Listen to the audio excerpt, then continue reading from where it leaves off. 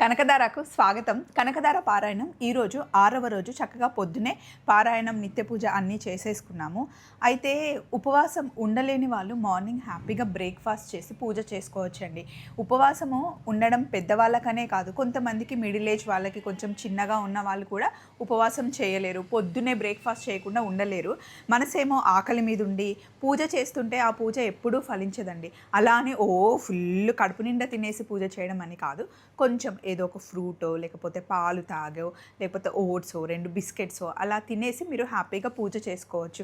ఎన్నిసార్లు చెప్పినా కూడా కొందరు పెద్దవాళ్ళు అయితే లేదు తినకుండానే పూజ చేసుకోవాలి అంటే, దేవుడు ఎప్పుడూ ఖాళీ మనసుతో పూజ చేయొద్దు అన్నాడే కానీ ఖాళీ కడుపుతో ఎప్పుడు పూజ చేయాలి, అలాగే ఉండాలని ఏ దేవుడు ఎప్పుడు ఏ బుక్స్లో కూడా చెప్పలేదండి. సో కొంచెం కడుపులో ఏదైనా వేసుకొని ప్రశాంతంగా మనస్ఫూర్తిగా పూజ చేసుకోండి. సో చూస్తూ ఉండండి కనకధార.